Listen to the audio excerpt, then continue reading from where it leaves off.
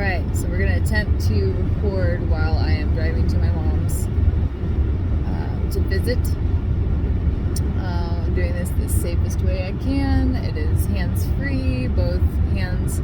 I don't have both hands on the wheel, but both hands available for the wheel, and hopefully the mic is catching me perfectly, I hope. I guess I'm going to attempt to talk about myself in the Narcissist series. I'm sure this is not the preferred angle, all that good shit, it doesn't matter. Anyways. So most people who already follow me know that I post a lot of spiritual-based content.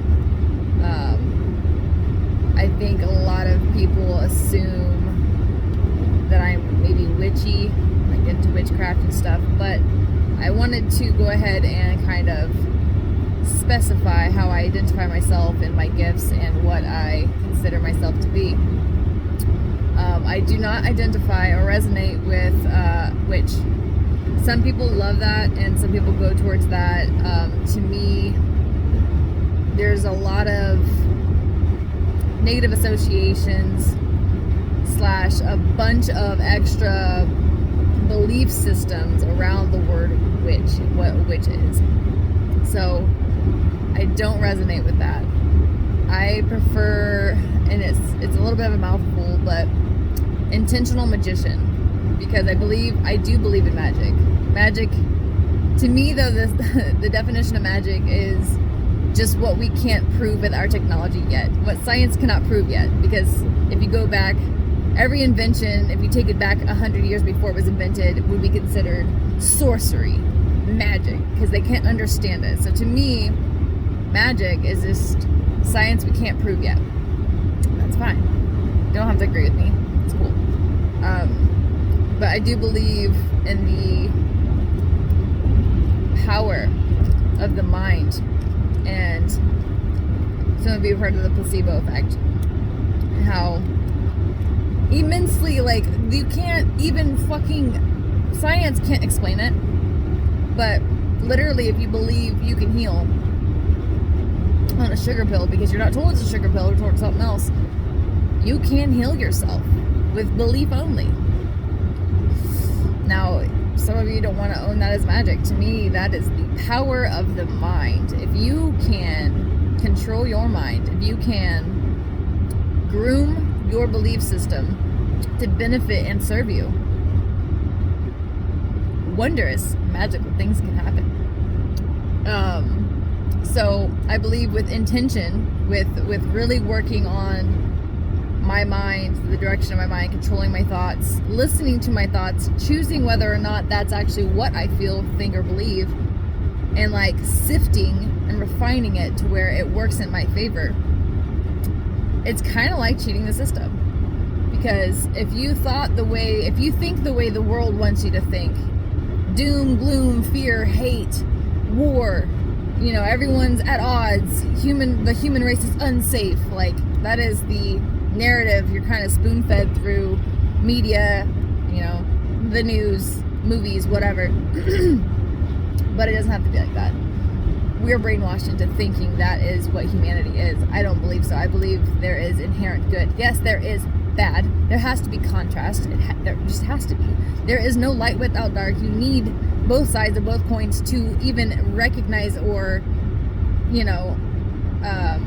appreciate one or the other.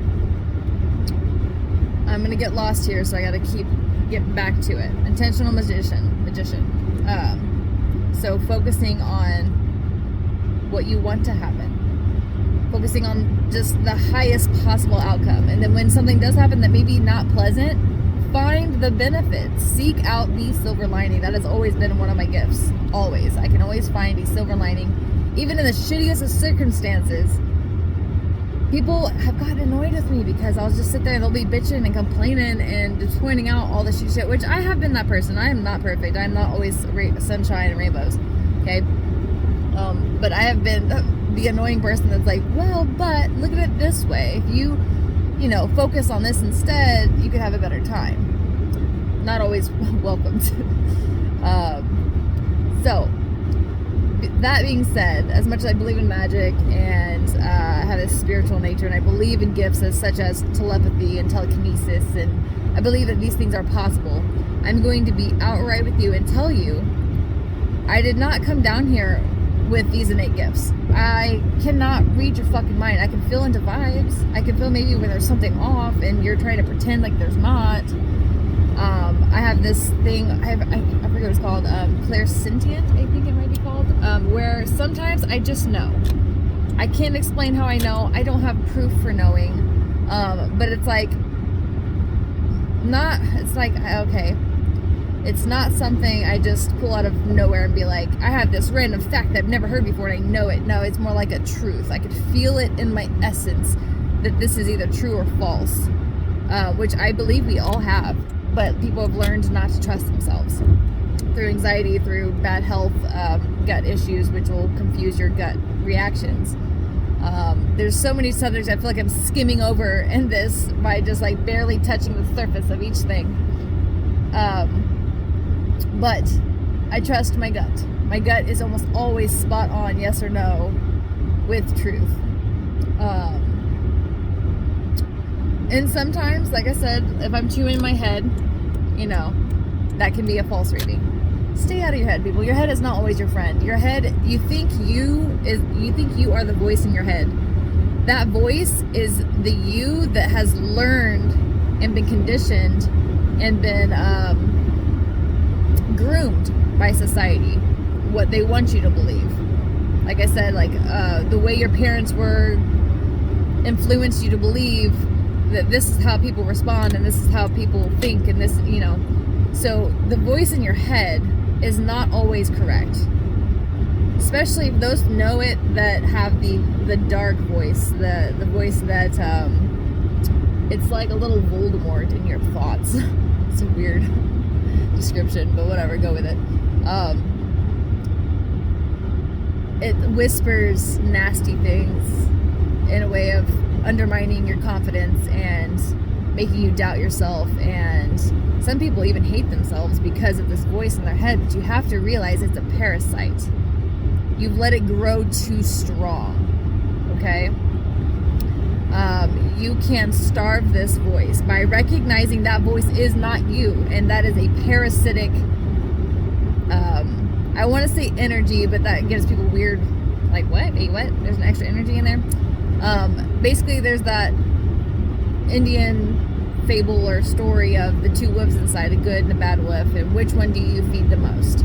If you let the Voldemort of your mind get in your head and fucking work you and mold you and steer you, then it's going to be very strong.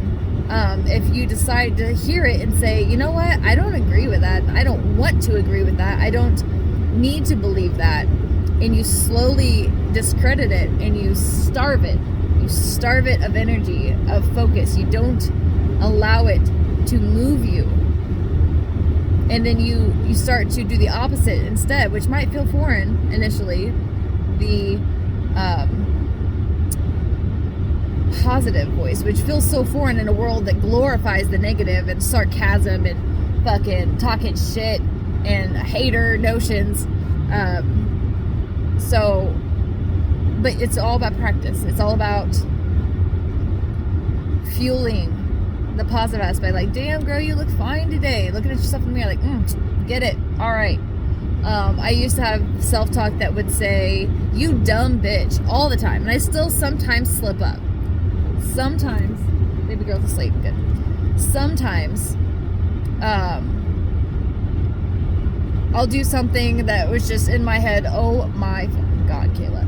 So I'll say, you dumb bitch. I'm working on that. I've gotten pretty good now where I speak to myself as if I am my own lover / my own child. Like, oh baby, honey, come on. You knew better. You silly goose. And so that narrative, it makes me even giggle because it's cute, it's adorable, and I'm adoring myself and realizing I'm fucking human and I'm gonna make mistakes. So, it may feel weird and foreign and fake at first, but the more you do it, and like even just it making you giggle because it feels fake, is still a step above self-hate. It's still a step above fear. So if you can, there's like a scale, which I feel like I can do a whole video on the scale of fear and love, and like I'm sure some of you have heard of it. But if you can even in any moment get yourself to be just a sliver above where you were in any given moment, if you don't like how you're feeling and you're like, you know what, fuck this, I don't like feeling like this, how do I get it out? How do I shake it off and go a little bit higher than where I'm vibrating right now? And a lot of times, honestly, like I can like shake my body like, ooh, like a dog, or clap, and like I don't know why, but it like clears me up a little bit, it like perks me up a little bit. So movement, noise, sound, like I know that there's coping mechanism. Ooh, yeah, I put myself up. I don't know if you can see that, but I busted my knuckle at the gas station, so there's blood. Anyways, it's fine. What was I saying? Scale, movement, there's coping mechanisms where it's like, name 5 things you can touch and taste and hear and see, and that's very good about helping you get in the moment. So we're gonna go back, because I get on like a certain trajectory, and then it goes into all these different facets. So anyways, I don't have any actual special supernatural gifts. I'm not very visual, even though I'll think in visuals. So like I'll think a thought of like trying to explain a concept, I will see almost a movie in my head, but I don't meditate and visually see. Does that make sense? I don't visually see pictures per se. I can think pictures, but I don't see pictures in my head. Does that make sense? I don't know. Anyways, I am empathic. I am, which we all are. We all have the capacity to be empathic, but some people just don't listen or don't care to tap in. I clairsentient, where I know that I can feel yes or no, right or wrong, truth, false, and a lot of the times when I speak, I'm not thinking. If I think about what I'm trying to say, I get really freaking awkward and weird and stumble my words and start to doubt myself.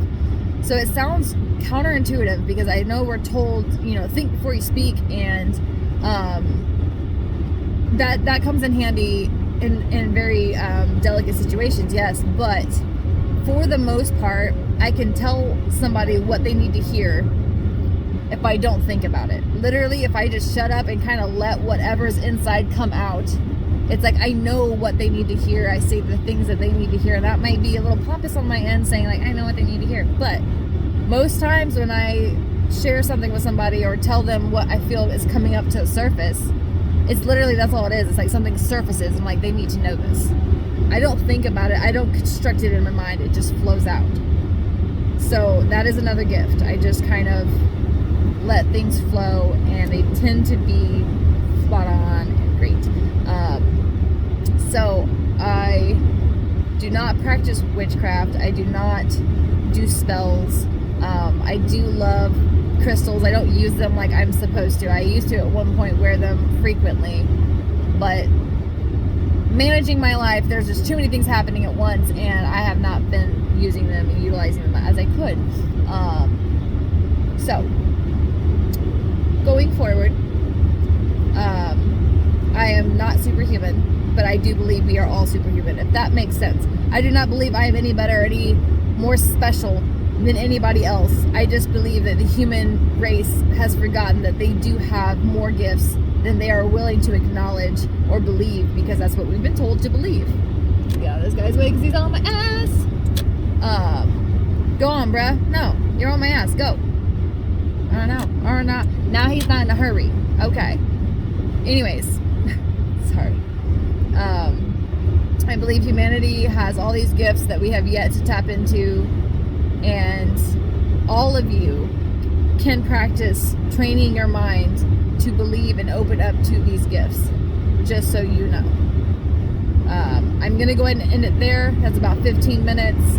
and I'm pretty sure I've given so much random, like, skimming topics and whatever. So hopefully that was easy to follow along to. And if you have any questions, if you want me to expand on any one thing I said, or something really resonated with you and it touched you and you want to dig deeper, please reach out to me or comment, or I would love to know what intrigues you and what we can dig deeper into, because it will help me focus and expand my knowledge on one particular subject. So that's it. I'm gonna get off here. Hopefully you enjoy this ramble while I'm driving. So have a great day, and I will talk to you guys soon.